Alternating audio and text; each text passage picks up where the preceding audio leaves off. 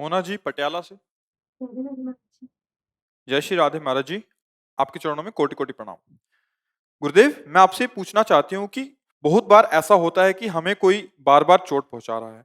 आप यही कहते हैं कि वो हमें चोट नहीं पहुंचा रहा है, ये हमारे ही कर्म हैं हमें चोट जो पहुंचा रहे हैं। तो हमें यही सोचकर चुप रहना चाहिए कि ये हमारे कर्म है, या अगर बार बार ज्यादा गलत करे तो हाँ, कुछ ऐसा उसकी एक रोकने का सीमा प्रयत्न है। करना चाहिए। उसकी एक सीमा है। हमें कोई गाली दे रहा है, हम सह जाएंगे, चोट पहुंचाने का तात्पर्य का भाव से। लेकिन कोई हमारे धर्म पर, फिर हम नहीं सहेंगे। हमारा कानून है, भारतीय कानून, संविधान है और भागवतिक कानून है। पहली बात, अगर हम समर्थ है तो हम पहले धर्म की रक्षा उस समय तत्काल करेंगे। अब ऐसा नहीं कि कोई हमारे ऊपर गंदी नजर कर रहा है और वो हम पर आक्रमण करना चाहता है और हम हाथ जोड़े खड़े हैं, ऐसा नहीं। उस समय यदि सामर्थ्य तो पहले बचाव पक्ष में हम अपने को, अगर हमें अवसर मिलता है तो हम फिर कानून को, अब उस समय अवसर नहीं, पहले हमारा बचाव पक्ष होगा। जैसे बड़े आनंद से कंस अपनी बहन देवकी जी को रथ में बैठाल कर स्वयं हाँक रहा है, विदा करने जा रहा है ना, भाई है, आकाशवाणी होती है, अय कंस, जिस देवकी को तो इतने प्यार से ले जा रहा है, इसी के 8वें गर्भ से प्रकट हुआ पुत्र तेरा नाश करेगा, तेरी मृत्यु का कारण बनेगा। और राक्षसी स्वभाव एकदम, उसने कहा देवकी को ही नहीं रखूंगा तो पुत्र कैसे पैदा हो। बाल पकड़ा, घसीटा रथ से नीचे और तलवार, बसदेव जी तुरंत, क्योंकि जान रहे हैं ये महान बलशाली है, इस समय बल काम नहीं करेगा, इस समय बुद्धि से काम लेना है। तो कहीं कहीं उन्होंने कहा आपको देवकी से तो कोई भय नहीं। हाँ, उसने कहा देवकी से तो भय, वचन मैं देता हूं, वसुदेव सदैव सत्य बोलते हैं, वचन मैं देता हूं, इसके जो पुत्र होंगे वो मैं आपके सामने लाऊंगा, चाहे प्रथम हो चाहे 8वां, आपकी जो इच्छा हो सो करना, आप देवकी को छोड़ दीजिए। बचा ले, कहीं बुद्धि बल से और कहीं शारीरिक बल से और कहीं कानून बल से। अवसर देखना है। अब कोई अपने ही निज जनों में हमारे धर्म का नाश कर रहा है, हमें पता चल रहा है कि हमारे धर्म इस समय संकट में है, अब नहीं, अब हम नहीं बख्शेंगे, हम उसको कानून में शिकायत करेंगे और अपनी सुरक्षा करेंगे। हमारा कहने का तात्पर्य छोटी मोटी जो सहनशीलताएं हैं, जैसे पति पत्नी में थोड़ा मनमुटाव सहन करो, थोड़ी उसकी गलती सहन कर जाओ, थोड़ी तुम उसकी गलती सहन, ये ऐसे प्रेम संबंधों को छोटी थोड़ी गलतियों में नहीं। अब पता चला कि ये हमारे को नाश भी कर सकता है या कर सकती है, अब वहां सावधान हो जाओ। अब प्रियता से बात नहीं होगी, अब बात वो मलिनता में पहुंच चुकी है, अब उसके लिए बहुत सावधानी की जरूरत है। फिर वो संबंध निर्वाह नहीं, अब अपने प्राण और जीवन को बचाकर जीने की, भगवत प्राप्ति की, भगवत मार्ग की बात रहेगी। अब वहां अगर संबंध विच्छेद करना पड़े, वहां हमें कानून का सहारा लेना पड़े, वहां हमें समाज का सहारा लेना पड़े, लेना चाहिए। वहां क्षमा काम नहीं कर पाएगा, क्योंकि आप गृहस्थ में हैं। वहां धर्म रक्षा के लिए, जीवन रक्षा के लिए प्राण रहेंगे तब तो भजन होगा ना, प्राण रहेंगे तभी तो इस परिस्थिति में, जैसे पीछे हमने चर्चा में कहा कि हम बार बार कहते हैं माता पिता की सेवा करो, माता पिता को भगवान मानो, क्योंकि ऐसा है। अब जैसे किसी के हृदय में प्रश्न हो जाए कि अगर पिता ही शोषण कर रहा है, अब आपका ये वचन कैसे लागू हुआ कि वो भगवान उसकी सेवा करो? तो ध्यान से सुनो ना, उसी में है। यदि वो धर्म विरुद्ध आचरणों में उतर चुका है तो अब वहां क्षमा नहीं काम करेगा, वहां पिता भाव नहीं करेगा। वो राक्षसी पशुवत आचरण वाले को, जैसे पशु अगर बिगड़ जाए तो उसे फिर बंधन में ही डाला जाता है, कानून हमारा बंधन उसे प्रदान करेगा। हम न्याय विभाग को अपने हाथ में न ले और हम अपने कानून को समर्पित करें, वो बात करें। हम जो कह रहे हैं उसको समझना है, हमें कहां क्षमा करना है और कहां विरोध करना है, ये बात भी है। अब जैसे अपने लोग हैं, सर्वतो भावेन क्षमा का ही आश्रय लिए हैं। आप चाहो तो प्राण ले लो, अगर मेरे प्रभु की इच्छा है कि, तो वो हो जाए, अगर नहीं है तो तुम्हारी ताकत नहीं कि तुम एक कदम भी आगे बढ़ सको। अब आप लोग गृहस्थ में हैं, बहुत सी ऐसी विरोध वृत्तियां हैं जिनको आपको अपने को बचाना है। जहां तक हम सहन कर सकते हैं धर्म रक्षा के लिए वहां तक तो, और जहां सहन नहीं है तो विनय, साम नीति के द्वारा, प्रलोभन के द्वारा, नहीं तो फिर आखिरी दंड भय के द्वारा। भगवान गए दुर्योधन आदि से संधि का प्रस्ताव रखा, बहुत 5 गांव दे दो, जब नहीं तो फिर गला काटने का हुक्म दे दिया। समझ रहे ना किसका प्रश्न था? तो आप समझ रहे, हमारा तात्पर्य है हाँ, जहां तक सहन कर सको पहला कर्तव्य है सहन करना। उन्होंने शर्त रखी थी कि अगर एक बार में हार गए तो 12 वर्ष का वनवास 1 वर्ष का गया, ईमानदारी से पूरा किया। लेकिन उन अधर्मियों ने इस बात को ना स्वीकार करके 5 गांव भी नहीं देने की बात कह दी कि करेंगे तो युद्ध से ही, नहीं तो सुई की नोक भर नहीं देंगे हम। तब फिर युद्ध शुरू। आखिरी तक हम प्रार्थना और, लेकिन यदि कहीं हमारे धर्म पर बात आ रही हो फिर हम सह नहीं करेंगे, क्योंकि धर्म के लिए ही जीवन है, चाहे स्त्री शरीर हो चाहे पुरुष शरीर हो। अब जैसे हमारे राष्ट्र में संकट हो तो हम संत वेश में तो हम चैन से रह लेंगे? अब विचार करो, हमारा राष्ट्र संकट में हो तो हम चैन से रह लेंगे? नहीं, आग लग जाएगी। क्योंकि हम भी एक संत वेश में हैं, लेकिन हम एक भारतीय हैं, हम एक नागरिक हैं। अगर हमारे पूरे राष्ट्र को संकट हो गया तो हमारे धर्म को अभी धर्म संकट में फंस जाए तो हमारा भजन क्या होगा?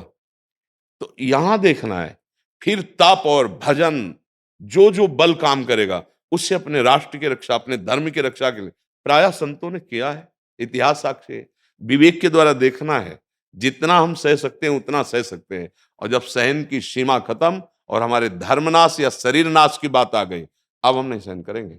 अब उसके बाद, क्योंकि आप गृहस्थ हैं, अलग अलग विधान है, हमारा निवृत्ति मार्ग है, आपका प्रवृत्ति मार्ग है। तो जहां तक सहन करना है वहां तक एक सीमा है, इसके बाद नहीं सीमा है। हमें सब में भगवत भाव करना है, पर वो राक्षसी भाव में आ गया है तो भगवत भाव करते हुए भी उसके राक्षसी भाव का उत्तर राक्षसी भाव से ही दिया जा सकता है। जहां तक है तहां तक है, फिर जब समझाने की भाषा आए तो वो जैसा समझना चाहता है। बहुत विधान है हमारे, पर ये ध्यान रखें कि कानून को अपने हाथ में न ले, नहीं तो हमारा जो बचाव पक्ष था वो खत्म हो जाएगा। जैसे मान लो हम अपने शरीर और धर्म की रक्षा के लिए अगर हम अपने कानून के विरुद्ध आचरण कर देंगे तो कानून का अपराध तो हमने कर दिया ना, तो हमारा जीवन जेल में होगा, तो क्या धर्म बचा, क्या हमारा प्राण रक्षा बची? बहुत सुलझना भी है ना। जैसे मान लो हमें अपने आप को बचाना है, हर तरह से बचाना है, हम अपनी रक्षा के लिए कानून के विरुद्ध आचरण कर दिए तो कानून मुझे बख्शेगा नहीं। हाँ, तो इसलिए हमको हमारा जीवन सुरक्षित बहुत बुद्धि के, इसीलिए हम कहते हैं भगवान की प्राप्ति जीवन मुक्त होने के लिए, चलो कोई बिरला ऐसा चाहता है, अरे जीने के लिए भजन कर लो। कम से कम हमारी बुद्धि इतनी शुद्ध हो कि हम अपने को बचा लें, अपने परिवार को बचा लें, अपने समाज को बचा लें, अपने देश को, जितना आपका विवेक है आप बचा पाओ। ये माया का काम देखो कैसे कैसे लीलाएं कर रही है। हम बचाव पक्ष की बात करते हैं, जहां तक है सहन कीजिए, जो बात है कानून का सहारा लीजिए, भगवान का बल लीजिए। आपको अपने ऐसी कोई क्रिया नहीं कर देना कि आप फंस जाओ, बचाव पक्ष में आप फंस जाओ, आपका जीवन व्यर्थ चला जाए। इसलिए बहुत कष्टमय जीवन होता है जेल का। हम एक बार मिले थे गंगा किनारे, जो बहुत से क्राइम करके गए थे और काफी वर्ष रहे वहां, तब वो कह रहे थे महाराज, हम अपना अनुभव कह रहे हैं कि अगर गांव का एक साधारण व्यक्ति 5 जूता मार देना तो उसको सह लेना चाहिए, लेकिन जेल जाने वाला कर्म नहीं करना चाहिए। वो बढ़िया अनुभव तुमने बताया कि मतलब अगर ऐसा अपमान भी हो तो सह जाए, जेल न जाने वाला। तो हम कहीं क्रोधावेश में ऐसा न कर ले कि हमको फिर वो जो हम धर्म कर्म भजन साधन, जो जीवन उन्नति का है, जो जीवन आनंदमय, वो हम जेल में, क्योंकि आप मनमानी करोगे तो हमारी सरकार बख्शेगी क्या? अगर पता चल गया तो फिर आप फंस जाएंगे, अपराध कानून का भी ना होने पावे। तो ऐसा बहुत विवेक की जरूरत है, जीने के लिए बहुत विवेक की जरूरत है। जरा सी गलती, हंसी मजाक जरा सी, और वो जरा सी बात दूसरे रूप में पहुंच गई कि ये हमको इस तरह से, और वो जेल पहुंच गया। बहुत सावधान, और वो सावधानी भजन देता है, इसलिए सबसे कहते हैं राधा राधा राधा राधा रटो। अगर शराब पियोगे, मांस खाओगे, जुआ खेलोगे, बेविचार करोगे तो बुद्धि तुम्हारे ऐसे कर्म करवा देगी जो तुम्हें चैन नहीं मिलेगा। देखो जितनी जेलें भरी हैं सब बुद्धि का चमत्कार है कि नहीं? अच्छा, जितने बड़े रोग हैं ये सब इसी बुद्धि के कर्म का फल है। इसने कहा कि ये करो, वो पाप कर्म बन गया, और वो किस जन्म का कब लागू हुआ ये पता नहीं है कि कब का लागू होगा। पुराना हिसाब जमा कब कहाँ लागू हो जाए। 20-20 वर्ष मुकदमा चलता है, नहीं चलता यहाँ? तो यहाँ कई जन्म का हिसाब होता है। बोले इस जन्म में तो हमने कोई पाप नहीं किया। हाँ ठीक हो सकता है 10-5 जन्म पीछे ना कोई पाप किए हो ऐसा, लेकिन बहुत बड़ा रजिस्टर है। इसलिए वही बात हम सिखाते हैं कि नाम जप करो, परमार्थ का आश्रय लो, सहनशील बनो, और उस समय भगवान आपको आवेश दे देंगे। अगर हम संकल्प पूर्वक कोई पाप, कोई अपराध करेंगे तो अलग बात हो जाएगी, और जब भगवान का आवेश होगा वो एक अलग होता है। फिर नहीं, भगवान के ऊपर आश्रित हो जाओ, वो आपको बचाएंगे। वो तुम्हारे ऊपर आवेश दे देंगे या किसी के ऊपर आवेश दे देंगे। करूं सदा तिनके रखवारी, भगवान रक्षा करते हैं जी। सब पर हर उत्तर लागू नहीं होता, ये भी बात समझ। जैसे सामने हमसे कहा कि हमारे माता पिता वृद्ध हैं, उनकी सेवा हम कर रहे हैं, वो हमें गाली देते हैं। अब हमारा क्या कर्तव्य है? गाली सो और उनकी सेवा करो। चाहे जैसी परिस्थिति हो, उनको कष्ट मत देना, उनको निकाल मत देना। अब ये सब माता पिता के ऊपर नहीं लागू होता। बात समझना। अब वो 4 पाई पे हैं और तुम सेवा करो, तुम्हें वो गाली दे रहे हैं। अब तुम्हें सुनना है और सेवा करना है। अगर कर ले गए तो भगवान प्रसन्न हो जाएंगे, ये बात समझो। अब पिता खूब हष्ट पुष्ट और वो मनमानी आकर के घर में तांडव मचा रहे हैं, हम वो आने कहेंगे आपको? हर प्रश्न का उत्तर अवस्था, स्थिति, प्रश्नकर्ता, इसके अनुसार है। अब वो मतलब जैसे लोग तर्क करने लगते हैं ना कि आपने कहा बस माता पिता की सेवा करनी, ऐसे हमारे माता पिता करते हैं। अब वो प्रश्न का उत्तर अलग हो गया। एक ने प्रश्न किया हम मर के माता पिता से मिल लेंगे क्या? हम कहा नहीं।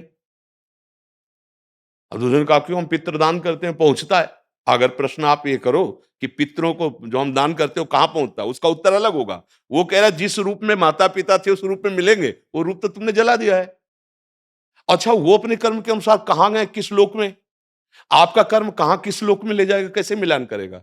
या तो आप आराधना करो, तपस्या करो, भगवान से प्रार्थना करो कि मुझे पिता के रूप में मिलो, तो वो जो रूप है वो भगवान धरेंगे, वो आपसे मिल जाएंगे आके, चाहे जहां, चाहे यहां चाहो, चाहे जिस लोक में चाहो। पर पहले इतनी साधना करो कि भगवान को प्रसन्न कर लो। अब हर प्रश्न को घसीट करके तर्क और प्रपंच में ले जाना वो नहीं होता है। यहाँ उत्तर उसको अवस्था, स्थिति, धर्म के अनुसार उसका उत्तर होता है। हो सकता है वही प्रश्न का उत्तर दूसरा प्रश्न करे तो वो दूसरा हो जाए। बुखार एक ही नहीं होता है, बहुत तरह के बुखार होते हैं, और सबको एक ही बुखार की दवा ले दी जाती है, अलग अलग। इसलिए धर्म का सूक्ष्म स्वरूप है और शास्त्र ज्ञान का बड़ा सूक्ष्म निर्णय है, अलग अलग अवस्था के अनुसार। तो जिसको जो उत्तर मिले, अगर वो अपनी अवस्था और प्रश्न से मिलता है तो ठीक है, नहीं उसका उत्तर ठीक आपके लिए अलग हो सकता है, उसके लिए अलग हो सकता है। ये शक्ति सिंह जी, वृंदावन। श्री हरिवंश। राधा वल्लभ श्री हरिवंश। गुरुदेव आपके चरणों में कोटि कोटि प्रणाम। गुरुदेव आपकी कृपा से वृंदावन का वास मिला और आपकी शरणागति मिली। हे गुरुदेव, पहले 16 वर्षों तक माता जगदम्बा और शिव जी का उपासना किया, जिसके फलस्वरूप श्री जी की भक्ति मिली। गुरुदेव मेरा एक प्रश्न है, मेरी माता जी शालिग्राम सेवा करती हैं, पर वो चाहती हैं कि अब मैं अपने पास रखकर उनकी सेवा करूं, पर मैं सिर्फ प्रिया प्रीतम को बिना जीना नहीं चाहता। हे गुरुदेव मेरा मार्गदर्शन करें कि मैं इस परिस्थिति में क्या करूं। सब रूपों में अपने आराध्य देव को देखना, यही उपासक की उत्तम वृत्ति है। संपूर्ण, चाहे भगवत स्वरूप हो, जड़ हो, चैतन्य हो, चाहे जितने श्री विग्रह हो, कोई भी नाम रूपधारी हो, अपने आराध्य देव को देखना। सामने विग्रह कोई और है, नाम कुछ और है, पर हमें पता है कि हमारे आराध्य देव का ही ये स्वरूप है। कोई परेशानी नहीं। मान लो माँ वृद्ध हो गई और उसकी आज्ञा है, हमारे प्रिया प्रीतम है, हम उसकी आज्ञा के अनुसार उसकी सेवा कर देते हैं, और वो भी तो हमारे प्रभु है, हमारे प्रभु का ही स्वरूप है, कोई अंतराय नहीं है। प्रिया प्रीतम के गुरुदेव जैसे श्री विग्रह का ये कर। हाँ, तो हाँ उनकी सेवा कर। शालिग्राम भगवान की तो 5 मिनट में हो जाती है, हैं? स्नान कराया, और अगर चंदन जो प्रिया प्रीतम की पत्रावली की, वो ऐसे रख दिया, एक तुलसी दल रख दो, वहां पे ही रख सकते हैं। हाँ वही रख दो। देखो मेरे प्रभु के सिवा कोई दूसरा नहीं। अब हमारी इच्छा नहीं होगी कि हम और प्रभु के किसी श्री विग्रह को विराजमान करें, अन्य नाम रूप को। पर यदि हम घर में रह रहे हैं, हमारे परिवार का कोई पूज्यजन सेवा में अब वो असमर्थ हो रहा है, तो उसकी प्रसन्नता के लिए यही मानकर कि मेरे ही प्रभु हैं, मतलब हम श्यामा श्याम के अनन्य हैं, श्यामा श्याम के सिवा हमारा कोई नहीं। मतलब आज्ञा हुई माता की कि आप ये शालिग्राम भगवान विराज, तो हम विराजमान कर लेंगे उसकी प्रसन्नता के लिए, क्योंकि हमारे माता पिता की सेवा करनी, तो अब मानसिक सुख पहुंचेगा ना माँ को, बस ये भाव, हमारा सुख देने का चाव। और शालिग्राम भगवान श्री हरि ही तो है ना, कोई और तो नहीं। मान लो श्यामा श्याम हमारे हरि प्रिया जू हैं, और शालिग्राम भगवान हरि ही जू तो हैं, कोई और दूसरा तो है नहीं। श्री हरि ही शालिग्राम बने हुए हैं, तो ऐसे कोई उसमें दोष वृत्ति नहीं है। हमारे श्यामा श्याम की अनन्यता में कोई फर्क, हाँ अब आप लाने की बात करते कि मैं नए ला के विराजमान करूं, तो हम यही कहते हैं अपनी पूरी वृत्ति लगा दो ना श्यामा श्याम में, वही सब रूपों में। पर अब जब माँ की सेवा है और माँ प्रसन्न रहेगी, उसके सामने उसके आराध्य देव की सेवा हो, तो हम ये सेवा करेंगे क्योंकि पुत्र है। समझ रहे ना? महाराज जी, अगर माँ के जाने के बाद अगर कोई उसका सुयोग्य सेवाधिकारी मिलता है तो क्या उसको प्रदान अवश्य कर सकते हैं? अवश्य, हाँ अवश्य दे दीजिए, अवश्य दे दीजिए, वो बात अलग है। पर माँ की प्रसन्नता के लिए उसके सामने उसकी सेवा करनी है। अरविंद गौर जी, यूरोप नॉर्वे से। श्री हरि जी। हे प्रभु, आपके चरणों में कोटि कोटि साष्टांग प्रणाम। प्रभु, लगभग 20-25 साल की कड़ी मेहनत, अथक परिश्रम एवं स्ट्रगल के बाद माता पिता के आशीर्वाद से अपने सांसारिक लक्ष्य के करीब पहुंचने का मौका मिला, एवं अब जाकर इस कंडीशन में आया हूं कि सुविधाओं का लाभ उठा सकूं। दोनों पति पत्नी नॉर्वे में नौकरी करते हैं, किंतु करीब 10 महीने पहले यूट्यूब की कृपा से जीवन में आपका आगमन हुआ। फिर आपकी कृपा से जीवन जीने का तरीका बदला, जीवन बदला, लक्ष्य बदला, और फिर से हम शून्य पे आ गए। संसारिक लक्ष्य को पाने में ही इतना समय बीत गया, तो अब तो आपकी कृपा से लक्ष्य बहुत बड़ा है। हे प्रभु, अब हम आपके हवाले हैं, कृपया संभालिए एवं मार्गदर्शन कीजिए। सांसारिक लक्ष्य अगर भागवतिक बना लिया जाए तो हमारा समय व्यर्थ नहीं जाएगा। अब वो कला तो प्राप्त नहीं थी, इसलिए क्या सुख भोग लिया। जैसे हम आपसे प्रश्न करें, आपने जैसा मन के द्वारा अनुभव किया कि हमें जो चाहिए था वो हमें मिल गया, तो क्या आपको विश्राम मिल गया? क्या आपको ऐसा लगता है आप कछनाथ न चाही मोरे? क्या आप हाथ उठाकर कह सकते हो कि अब मैं कृतकृत्य हो गया, अब मुझे कुछ नहीं चाहिए, जो मांग थी मेरी पूरी हो गई? इसका मतलब नहीं ना। आपसे लाखों गुना बढ़कर कोई होगा इस सृष्टि में? नहीं होगा। वो भी ऐसा ही है, देवराज इंद्र भी ऐसे ही है। किसी को प्रकृति रचना जनित सुख में कभी तृप्ति नहीं मिल सकती, क्योंकि वो परमात्मा का अंश है, उसे परमात्मा सुख चाहिए। इसीलिए चाहे जितना सुंदर शरीर हो अपना, या जिसे हम संबंध स्वीकार किए हुए हैं, चाहे जितना आपके पास धन हो, चाहे जितनी भोग सामग्री हो, चाहे जितना भोग लिया हो, आपका हृदय शांत होगा, आपका हृदय बढ़ता चला जाएगा। इतना हो जाए, इतना हो जाए, ठीक है। जब मृत्यु आई, कुछ आपके साथ नहीं गया, हासिल क्या किया? शून्य, कुछ नहीं, अंक नहीं मिला, क्योंकि अंक जो था वो अविनाशी भगवान का नाम था, ये सब शून्य था। और अगर अंक लगाए होते तो हर शून्य का प्रभाव होता है, अंक के बाद नहीं होता। 1 0 10, फिर 1 शून्य तो 10 गुना शून्य का प्रभाव हो गया, 100, फिर 1 शून्य तो फिर 1000 बन गया। वो शून्य का प्रभाव बढ़ता जा रहा है ना। जगत के जितने कर्तव्य हैं भगवत भाव विहीन, भगवत स्मरण रहित किए जाए तो वो सब शून्य की तरह है, व्यर्थ है। सो सब कर्म धर्म जर जाऊ, जहां न राम पद पंकज भाव। अब जैसे भगवान की आपके ऊपर कृपा हुई और आपने सत्संग सुना, और ये लगा कि जीवन का लक्ष्य जो हम माने हुए थे वो लक्ष्य नहीं था, वो विश्राम भूमि नहीं है कि आवागमन से मुक्त हो गए, परम सुखी हो गए, सारी कामनाएं शांत हो गई, अब जिसको पाया वो हमारे साथ रहेगा। नहीं है, इनमें से कोई एक बात नहीं है जो लक्ष्य में प्राप्त हुई। कितना रहे, जब आपका यहां से ट्रांसफर होगा, मरने के कहने से डर लगता है और सबको बुरा लगता है, तो उसे सजा के बोल रहे हैं, जब आपका इस शरीर से ट्रांसफर होगा, इस देश की कोई वस्तु, कोई व्यक्ति, कोई पद, कोई पैसा, कुछ नहीं जाएगा। यार परिणाम में जब हमारा कुछ नहीं है तो है क्या हमारा? इसकी खोज ही नहीं कर पाए। भगवान की कृपा से सत्संग मिला, अब उसी को जो जितने शून्य हैं उनके पहले अंक विराजमान कर लो, वो 10 गुना लाभ देने वाले बन जाएंगे। जैसे आपके पास जो भी कर्तव्य कर्म है उसे भगवान की प्रसन्नता के लिए करो, भगवान को समर्पण करने के लिए करो, परिवार को भगवान का स्वरूप मानो, वही सबके अंदर बैठे हुए हैं, और नाम जप शुरू कर दो। तो जैसी भी परिस्थिति है, नाम जप उठाता है, ये सबकी समझ में नहीं आता।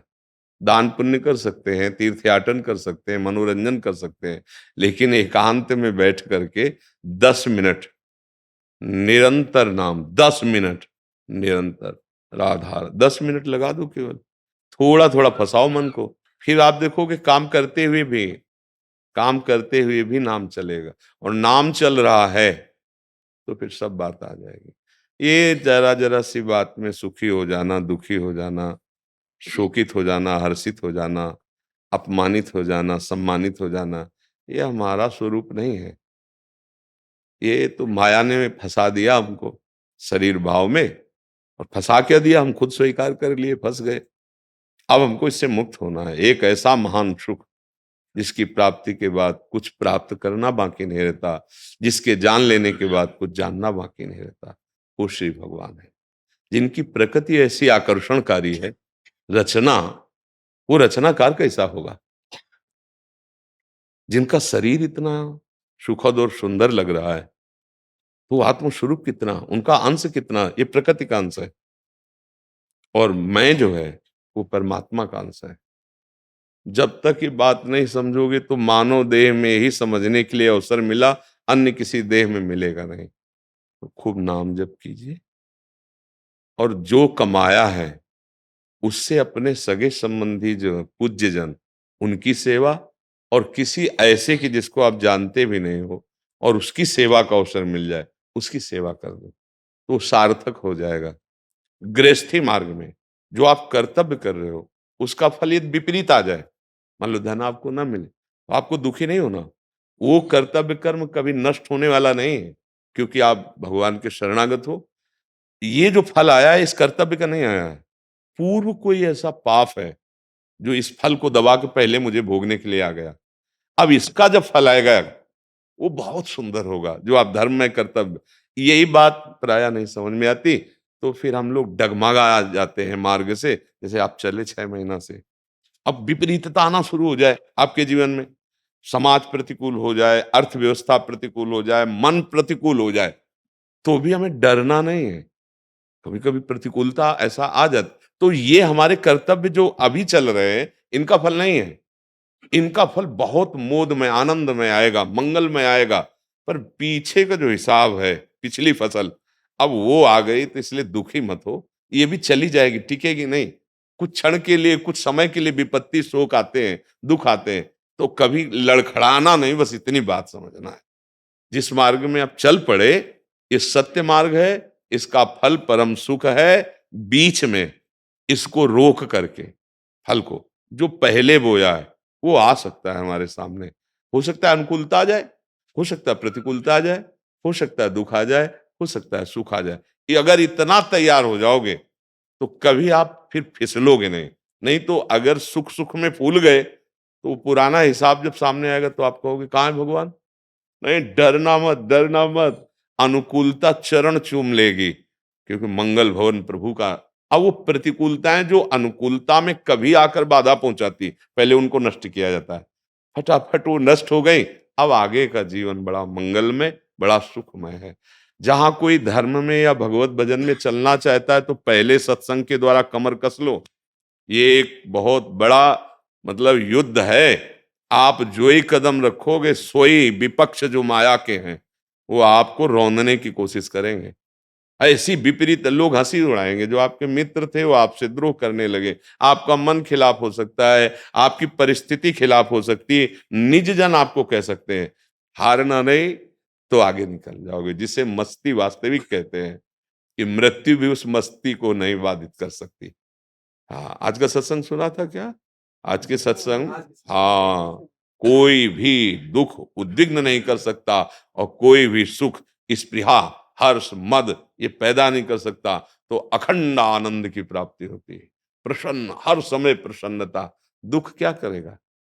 दुख का भोक्ता मन है, और मन पहुंच गया प्रभु में, प्रियालाल में, अब दुख कौन भोगे। देखो जैसे यहाँ हमारे हाथ को काटना हो तो औषधि में इतनी ताकत है कि यहां से काटा जा रहा है, हम देख रहे हैं पर कष्ट नहीं हो रहा, क्योंकि मन को अलग कर दिया, मन को वहां संचरित होने से रोक दिया गया, त्वगेंद्री से संबंध हटा दिया गया। औषधि जिसे सुन्न कहते हैं वही।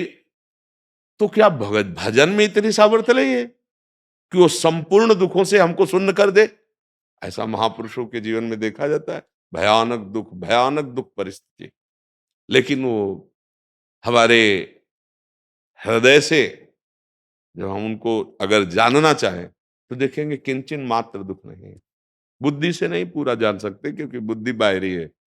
हृदय अगर उस कोटि का हो तो आप देखोगे हर समय आनंद आनंद ही आनंद, और कष्ट पूरा का पूरा वर्षा की तरह है, घेरे हुए वर्षा की तरह, और आनंद ऐसे छतरी लगा करके एक बूंद दुख का स्पर्श नहीं होने दे रहा, आनंद में मगन। ये भजन का फल है। जो लोग ऐसा समझते हैं भजन का फल कि दुख ही ना आवे, ऐसा नहीं हुआ, किसी भी भगत के जीवन में नहीं हुआ। बड़े बड़े इतिहास में महापुरुष हैं, उनके जीवन को देख लो। हाँ, दुख ने उनको विचलित नहीं किया। जब प्रहलाद जी से उनके मित्रों ने पूछा कि ऐसा क्या तुम्हें जादू आता है कि आग में आप बैठाल दिए गए, विष पिलाया गया, इतना कष्ट आपको कष्ट नहीं हुआ? उनका नहीं। क्यों? बोले जब हम प्रभु का सतत स्मरण करते हैं तो हम हर जगह देखते हैं भगवान मुझे गोद में लिए हुए हैं। प्रहलाद जी का अनुभव कि हर समय भगवान हमें गोद, कोई कष्ट और कष्ट की बौछार, हाथी के चरणों के नीचे कुचलाना और नुकीले अस्त्रों से छेदना, मतलब कोई भी क्रिया बकाया नहीं रह गई थी जो 5 वर्ष के बालक प्रहलाद जी के साथ न की गई हो। उनको भक्तराज कहा गया है, प्रहलाद जी को भक्तराज कहा गया है। तो आप ये समझो भक्ति के मार्ग में चलोगे, सतमार्ग में चलोगे तो हो सकता है माया पहले विपरीतता भेज दे। विपरीतता देखी, डर गए, फिर तो जीवन का लाभ नहीं मिल पाएगा। डरना नहीं, शूरवीर योद्धा की तरह आगे बढ़ना है। देखो राष्ट्र से प्रेम करने वाले हमारे देश के जो सैनिक हैं वो जानते हैं कि आज ड्यूटी पर जो हम जा रहे हैं वापस आएंगे कि नहीं आएंगे पता नहीं है, पर वो पूर्ण दृढ़ निष्ठा से देशभक्ति में वो अपने प्राणों की प्रियता को भूलकर रात भर बॉर्डर में गश्त देते हैं। कहां कहां सेना हमारी लगी हुई भारत की, जहां हम खड़े नहीं हो सकते 5 मिनट भी, वहां ऐसी परिस्थिति में जीवन व्यतीत कर रहे हैं रक्षा के लिए। बर्फ ही बर्फ है, न एक पौधा दिखाई दे रहा है, न कोई सुख सुविधा है। कैसा जीवन व्यतीत कर रहे हैं, किस किस के लिए? ये भारी तपस्या राष्ट्र रक्षा के लिए। तो क्या हम अनंत ब्रह्मांडों के स्वामी प्रभु की प्राप्ति के लिए क्या हम कष्ट नहीं सह सकते? वो कुछ समय के लिए कष्ट है, आगे आनंद ही आनंद है। और इस माया में जो अगर सुख दिखाई भी दे रहा तो कुछ समय के लिए, आगे दुख ही दुख है। शरीर छूटने के बाद ऐसा थोड़ी कि मनुष्य शरीर मिलता है, पता नहीं कौन सी योनि मिलेगी। इसलिए बहुत सौभाग्य, बस दृढ़ रहना। प्रायः फिसल जाते हैं, प्रायः, क्योंकि भोक्ता मन रहा है। अब वो विचलित होता है कि ये भजन ज्यादा करेगा तो मुझे फिर विषय सेवन, अधर्माचरण, मनोरंजन ये नहीं करने को मिले, तो मन ही खिलाफ हो जाता है, मन ही अशांत हो जाता है। और उसकी अशांति को जो सह गया वही परम पद, परम सुख को प्राप्त। भगवान कह रहे हैं यम ही न व्यथ्यन्ते, जो मन के द्वारा दी गई व्यथा से व्यतीत नहीं होता, धैर्य पूर्वक सह जाता है। काम है, क्रोध है, लोभ है, मोह है, मद है, मत्सर, ये अंदर आतंक मचा देते। देखो क्रोध आ जाए तो आदमी का चेहरा बदल जाता है, वाणी बदल जाती है, गंदे शब्द, कड़वे शब्द, और अगर शासन में न ले पाया क्रोध को तो हिंसा आदमी उतर जाता है, पूज्य जनों का अपमान। काम अपने स्वरूप में आ जाए तो जो नहीं करना चाहिए बिल्कुल वो सब करने के लिए हमको विवश कर देता है। मतलब इतने गंदे व्यवहार, इतने अपवित्र व्यवहार काम से हो जाते हैं, वो तो आप लोग सब समझ रहे हैं। इनको शासन में लेना, ये विपरीत हो जाएंगे। बाहर की तो विपरीतता जाने दो, अंदर की नाम चल रहा है, सत्संग सुन रहे हो तो फिर आपको कोई परास्त नहीं कर सकता। पहले पहलवान को मजबूत होना पड़ता है एकांत में, फिर अखाड़े पे उतरता है। ऐसे ही पहले मजबूती रख लो कि अब प्राणों की बाजी लगाकर मुझे भगवत प्राप्ति करनी है। अब तुम्हें कोई परास्त नहीं कर सकता। नहीं तो ऐसी ऐसी परिस्थिति आती है कि आप भ्रम में हो जाओगे। हाँ, ये जो जो हम एकत्रित किए, जो जो अपना माने हैं, सही पूछो तो यही हमारा बंधन है।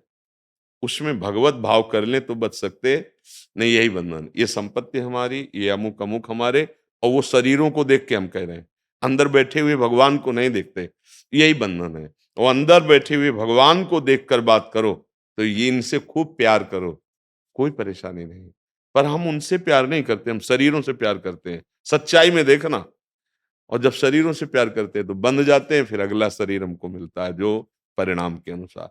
बढ़िया भाग्य खुल गए जिनको अध्यात्म में चलने का उत्साह हो गया। कौन चलना चाहता है यार अध्यात्म में? सबका मन यही कहता है कि वर्तमान में भोग भोगो। बड़े भाग्यशाली जिन्होंने इस पर ब्रेक मार दी।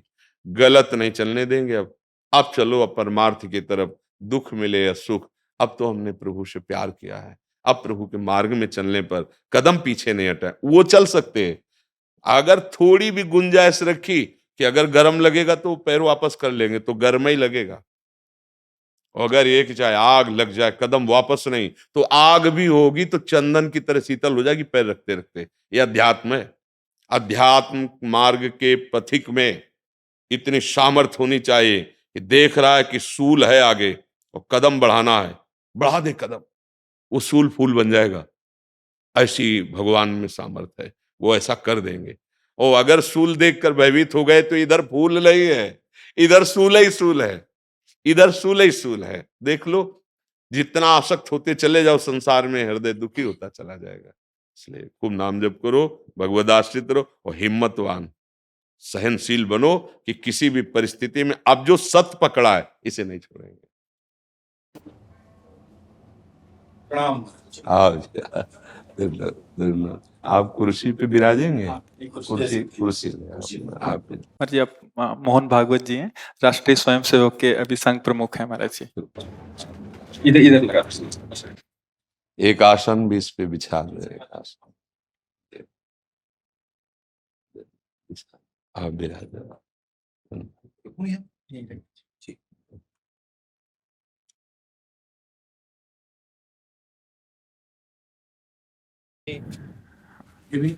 हाँ, पहना दीजिए। राधा राधा दे दे। इधर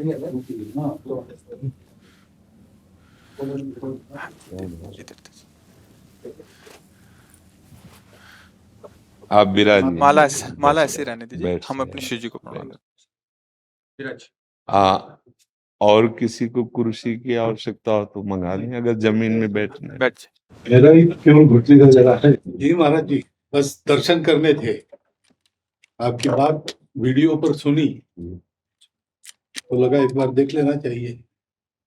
चाह मिटी चिंता गई मनुआ बेपरवाह, ऐसे लोग कम देखने को मिलते। देखो, अपने लोगों का जन्म जो भगवान ने दिया है ना, ये सिर्फ सेवा के लिए दिया है। व्यवहारिकी सेवा और अध्यात्म की सेवा, ये दोनों सेवाएं अति अनिवार्य हैं। केवल व्यवहारिकी सेवा ही होती रहे, हम अपने भारतवासियों को अगर हम परम सुखी करना चाहते हैं तो केवल वस्तु और व्यवस्था से नहीं कर सकते, उनका बौद्धिक स्तर सुधरना चाहिए। आज हमारे समाज का बौद्धिक स्तर गिरता चला जा रहा है, बहुत चिंता का विषय है। हम सुविधाएं दे देंगे, हम विविध प्रकार की भोग सामग्रियां दे देंगे, लेकिन उनके हृदय की जो मलिनता है, जो हिंसात्मक वृत्ति है, जो अपवित्र बुद्धि है, ये जब तक ठीक नहीं होगी तब तक हमारा देश धार्मिक देश है, हमारे यहाँ धर्म की प्रधानता है। तो इसी बात को बार बार हम सबसे निवेदन करते हैं कि ये जो हमारी नई पीढ़ी है, इसी से हमारे राष्ट्र की रक्षा करने वाले प्रकट होते हैं। जो विद्यार्थी जन है, उन्हीं में कोई एमएलए बनता है, उन्हीं में कोई सांसद बनता है, उन्हीं में कोई मुख्यमंत्री बनता है, उन्हीं में कोई राष्ट्रपति या प्रधानमंत्री उन्हीं में अपने लोग भी सब थे। अब हमारी शिक्षा केवल आधुनिकता का स्वरूप लेती जाए और व्यभिचार प्रवृत्ति, व्यसन प्रवृत्ति, हिंसा प्रवृत्ति, ये नई पीढ़ी में देखकर बहुत असंतोष हृदय में होता है। इसीलिए कितनी भी शरीर में पीड़ा हो, हम प्रयास करते हैं जितने से जितने सामने हमारे भगवत स्वरूप जन आते हैं, पहले बुद्धि शुद्ध होनी चाहिए। मय्येव मन आदत्स्व मयि बुद्धिम निवेश है, तो निवशिष्यति मय्येव अत ऊर्ध्वम न संशया, तू मेरे में ही निवास करेगा, अर्थात भगवदानंद में। अविनाशी जीव कभी भोग विलास में तृप्त हो ही नहीं सकता। हम अगर अपने राष्ट्र की विशेष सेवा, तो हमारे धर्म का परिचय, जैसे आप जन करते हैं, धर्म का हमारा क्या स्वरूप है, हमारे जीवन का लक्ष्य क्या है। हमें जितना राम जी प्रिय हैं, कृष्ण जी प्रिय हैं, उतने ही भारत देश हमारे लिए प्रिय है। जैसे राम भक्त, कृष्ण भक्त, वैसे हमारे भारत देश का हर जन जन हमारा आदरणीय और पूजनीय। पर अब जो मानसिकताएं बन रही हैं, वो हमारे धर्म और हमारे देश के लिए लाभदायक नहीं होंगी। व्यसन का इतना बढ़ता स्वरूप, व्यभिचार का इतना बढ़ता स्वरूप, हिंसा का इतना बढ़ता स्वरूप, ये बहुत ही विपत्तिजनक है। अगर ये बढ़ता रहा तो हम विविध प्रकार की सुख सुविधाएं देने पर भी अपने देशवासियों को सुखी नहीं कर पाएंगे, क्योंकि सुख का स्वरूप विचार से होता है। सुख और दुख की स्थिति सत्य नहीं है, आगमा पाइनो अनित्यास, लेकिन हमारा विचार, और विचार हमारा गंदा हो रहा है।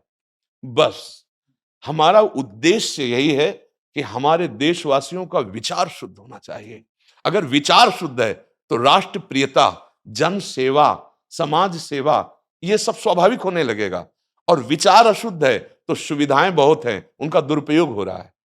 तो बस आप सबसे बड़े बड़े जो उपदेष्टा जन हैं, जो बड़े बड़े धर्म की रक्षा के लिए भगवान ने जिनको भेजा है, उन सबसे यही प्रार्थना है कि सब व्यवस्था करते हुए हमारे देशवासियों की बुद्धि अध्यात्म को समझे। बिना अध्यात्म को समझे दुख सुख की समानता बिना किए परम सुख का अनुभव हो ही नहीं सकता। इस मायाकृत भोग पदार्थों को भगवान ने दुख योनया कहा है। मानो एक बोर्ड लगा दिया, दुखालयम अशाश्वतम।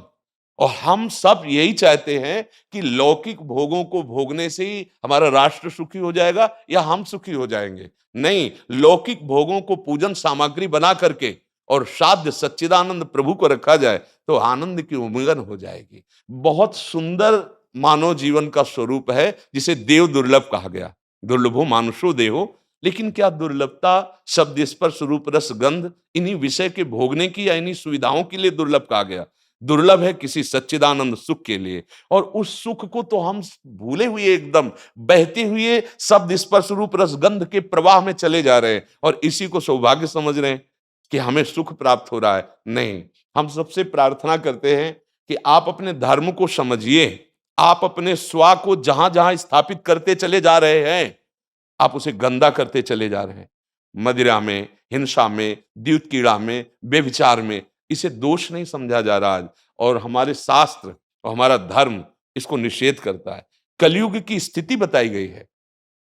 छोटे छोटे बच्चे व्यसन करने में लग गए। आज स्कूली विद्यार्थी जिनको ब्रह्मचर्य से पुष्ट होना चाहिए, वो ब्रह्मचर्य नष्ट कर रहे हैं। ये बड़ा चिंता का विषय है। हमारे देश के लिए जो जवान चाहिए, हमारे देश के लिए जो भक्ति चाहिए, उसमें बुद्धि और शरीर बल दोनों होना चाहिए। शरीर बल क्षीण हो रहा है क्योंकि व्यभिचार प्रवृत्ति में बहुत कमजोर अवस्था में, जैसे गेहूं की फसल है और गलेथ में काट ली जाए तो न दाना मिलेगा न सही भूस मिलेगा। ऐसे ही 20 वर्ष की अवस्था तक यदि ब्रह्मचर्य नष्ट कर दिया जाए तो वो गृहस्थ के योग्य में नहीं रह सकता। राष्ट्र सेवा की क्या बात है। हमारे राष्ट्र सेवा के लिए बहुत विशाल हृदय की आवश्यकता है। हमारे शरीर को बहुत स्वस्थ रखने की आवश्यकता है, तभी हम समाज सेवा, राष्ट्र सेवा। तो शरीर और बुद्धि दोनों का स्वस्थ होना बहुत आवश्यक है। तो शरीर को तो नष्ट किया जा रहा है विषय भोगों में। लोग समझने लगे हैं कि मांस खाने से हमारा स्वास्थ्य अच्छा रहेगा, हम बलवान बनेंगे। अध्यात्म बल नहीं तो तेरे शरीर की चर्बी बढ़ा ले, लेकिन तू न काम पर विजय प्राप्त कर सकता, न क्रोध पर, न लोभ पर, न मोह पर, न हिंसा पर। फिर क्या जीवन। तो इसीलिए हमारा बार बार हृदय में सबसे प्रार्थना है, जिस संत भगवान भी आते हैं, ये देखो इस समय आवश्यकता विचार शुद्ध करने की है, आहार शुद्ध करने की है, आचरण शुद्ध करने की है। हमारे देश ने चरित्र की पूजा की है। रावण किसी बात में कम नहीं था। आज भी कोई शिव अगर अभिषेक होता है तो तांडव स्तोत्र उसी का गाया जाता है। जटाटवी गलत ज्वल प्रवाह पावित स्थले। ऐसा विद्वान और ऐसा बलवान जो 20 बार जैसे झूला आराध्य देव को झुलाया जाए, ऐसे महादेव सहित पार्वती को बाजुओं पे झुलाया, वो महाबली चरित्रहीन हो गया तो अपने देशवासियों ने राक्षस कह दिया उसको। चरित्र, आज हम चरित्र पर ध्यान ही नहीं दे रहे। चरित्र बेचना मतलब कोई समझ में नहीं आ रहा। छोटे छोटे बच्चे चरित्रहीन हो रहे हैं। हमारा राष्ट्र संकट में पड़ जाएगा अगर हमारे बच्चे व्यवस्थित नहीं हुए, उनकी बुद्धि शुद्ध नहीं हुई, उनका स्वास्थ्य ठीक नहीं रहा, कौन आगे चल कर के है? यही पीढ़ी तो है ना, इन्हीं में से तो निकलते हैं हमारे राष्ट्रभक्त, भगवत भक्त, देश सेवी। तो सबसे यही प्रार्थना है कि हमारे नई पीढ़ी को सुधारा जाए, उनकी मानसिकता, उनका बौद्धिक स्तर सुधरे, क्योंकि भगवान ने हमें सेवा के लिए भेजा है सबको। चाहे जितना एकांत गुफा में भजन करे, उसकी भजन की सिद्धि समाज सुधार में लगेगी। अगर समाज सुधार में नहीं हुई तो खास बात नहीं हुई। अपना उद्धार कर लेना कोई खास बात नहीं है। खास बात है अपने जीवन को सत्य और तप में तपा करके समाज को प्रदान कर देना। हाँ, विविध प्रकार से हमारे समाज को सुख पहुंचे, इसी में भगवान विराजमान है। बहुनाम जन्म नाम अंते ज्ञानवान माम प्रपद्यते वासुदेवा स्वरमित सम आत्मा दुर्लभा। भगवान कहते हैं बहुत जन्मों की आराधना के बाद ऐसा विवेक जागृत होता है, ऐसा ज्ञान प्राप्त होता है कि सबके हृदय मंदिर पर भगवान वासुदेव विराजमान है। और यही अगर लक्ष्य बन गया तो संसार की सेवा करते हुए वो भगवान को प्राप्त हो जाएगा। ये संसार है नहीं, ये वासना वासुदेवस्य वासितम भुवनत्रयम् सर्वभूत निवासोस्मि वासुदेव नमोस्तुते। वो वासुदेव ही अपनी वासना इच्छा एको हम बहुत श्यामा विस्तार कर लिया है। यही जनाना है कि तुम साधारण देह नहीं हो प्यारे, तुम अविनाशी के बच्चा हो, जो चाहो कर सकते हो, पर तुम्हारी चाह गलत दिशा को चली गई। व्यसन छोड़ो, बेविचार छोड़ो, तो हमारी राष्ट्र सेवा में लगो, समाज सेवा में। बूढ़े बूढ़े माता पिता को जवान बच्चे निकाल दे रहे हैं। क्या ज्ञान है? जिस समय हम किसी ज्ञान के योग्य नहीं थे कि अपनी रक्षा नहीं कर, उन्होंने हमारा मल धोया। आज हमें अवस्था उनकी सेवा की। हमारा समाज किस तरह से गिरता जा रहा है। जब बूढ़े जन मिलते हैं ना कि हमें घर से निकाल दिया, हमारे बेटे सेवा नहीं करते, तो लगता है हमारे शास्त्र तक पहुंचना तो बड़ी कठिन बात है। ये मनुष्य की मनुष्यता को भी छोड़ते चले जा रहे हैं, नहीं चले जा रहे। अब जैसे और लोग बहुत से वचन ऐसे, हम आपको ये दे देंगे, हम आपको ये दे देंगे, उसे होगा क्या? जो आप देना चाहते हो बहुतों के पास है। इनकी बुद्धि सुधारो, इनको धर्म का ज्ञान करवाओ, इनको राष्ट्र प्रियता सिखाओ कि राष्ट्र के लिए कैसे प्राण समर्पित किए जाते हैं। हाँ, अगर ये नहीं हुआ तो सुख सुविधाओं में फिर भोगवृत्ति बढ़ती चली जाएगी और लाभ नहीं मिल पाएगा। परसों नोएडा में मुझे भाषण करना था भारत के विकास पर। जी, स्व के आधार पर भारत का बिल्कुल यही बात मैंने रखी। जी, आप लोगों से सुनते वही बोलते और वही करते, राष्ट्रीय और व्यक्तिगत चरित्र का। जी, बस चिंता ये होती कि हम लोग करते चले जा रहे हैं, आप लोग भी करते चले जा रहे हैं, इतनी बातें बढ़ भी रही। जी, तो प्रयास तो हम करेंगे, निराश तो हम कभी होंगे नहीं, क्योंकि जीना इसी के लिए है, मरना है तो इसी के साथ मरना है। परंतु क्या होगा ऐसी चिंता मन में आती है, इनके भी मन में आती है, उनके भी, सबके मन में रहेगी। इसका उत्तर सीधा ये है कि क्या हम श्री कृष्ण पर भरोसा नहीं करते? क्या बात है। बस हमें जो एकदम सही, हमें जो खास बात पकड़नी है, क्या हम सच्चिदानंद त्रिकालज्ञ सर्वज्ञ जगत गुरु भगवान श्री कृष्ण के भरोसे में भी कमी है क्या? अगर भरोसा दृढ़ है तो वही होगा जिसे कहा जाता है परम मंगल में। परम मंगल होगा, कदम पीछे नहीं। हम अध्यात्म बल को जानते हैं, हम अपने स्वरूप को जानते हैं, इसलिए हमको ये नहीं डरना कि होगा क्या। 3 प्रकार की लीलाएं भगवान की हो रही, एक सृजन और एक पालन और एक संहार। जिस समय जैसा आदेश होगा हम उनके दास हैं, वैसा ही करेंगे। क्या होगा? अब वही होगा जो मंगल रचा होगा श्री कृष्ण। अब संशय तो करना नहीं है। हाँ, बिल्कुल संशय नहीं करना। जैसे आप अपने लोगों को तैयार किया श्री कृष्ण ने, ऐसे ही आपके इन्हीं में से एक तैयार हो जाएगा जो बहुत जोर का संभालेगा। आपको चिंता नहीं करना आगे क्या होना है। हाँ, मूकम करोति वाचालम पंगुम लंघयते गिरिम यत् कृपा तमहम वंदे परमानंद माधवम। हमारे साथ श्री कृष्ण हैं। अब वही होगा जो परम मंगल होगा। बस निराशा, हताश, उदास ये हमारे जीवन में नहीं अधिकार रखते। किसी भी परिस्थिति में बिल्कुल किसी भी तरह का कोई शोक नहीं, किसी भी तरह का कोई भय नहीं। अविनाशी हूं। हाँ, जो हमें सेवा मिली दहाड़ता रहूंगा जब तक शरीर में श्वास है, और जब शरीर छूटेगा तो जो मेरा स्वरूप है उसी को प्राप्त होगा। मुझे कोई भय नहीं। और कि हमारा तिरंगा, हमारा राष्ट्र, हमारा भगवान है।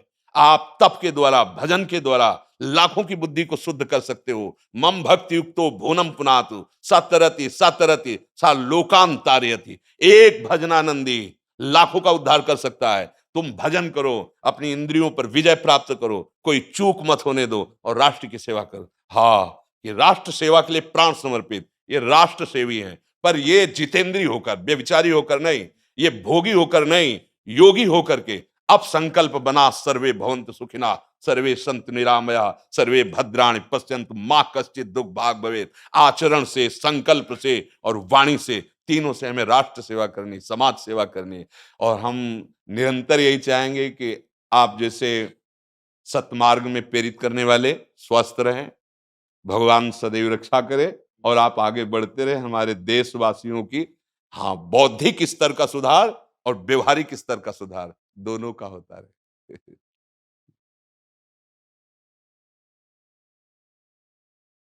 आगे बढ़ो महाराज। अब जैसे सुनो, आप श्री जी का चुनरी प्रसाद लाओ और माला प्रसाद लाओ, प्यारी जी का प्रसादी वस्त्र आप इसे धारण करें जी। ये श्री लाडली जी महाराज का है जी, ये एक माला पहनाए। बहुत आनंद हुआ, बहुत उत्साह मिला, बल मिला, दृष्टि भी जो है वो और साफ हो गई। राधा राधा राधा राधा राधा राधा राधा राधा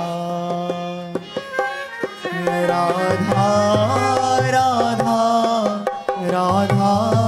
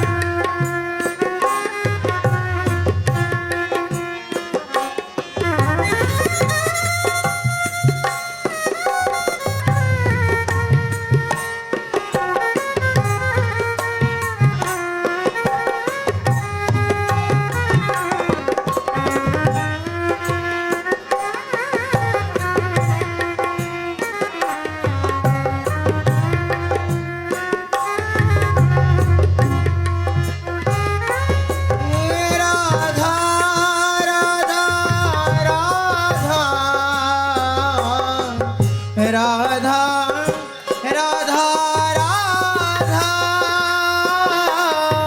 राधा राधा राधा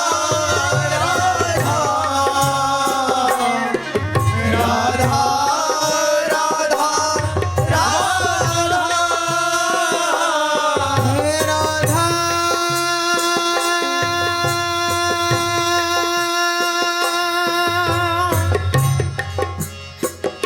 श्री राधा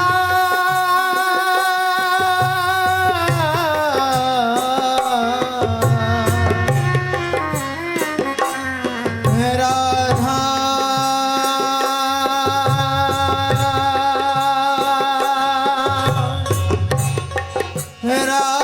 राधा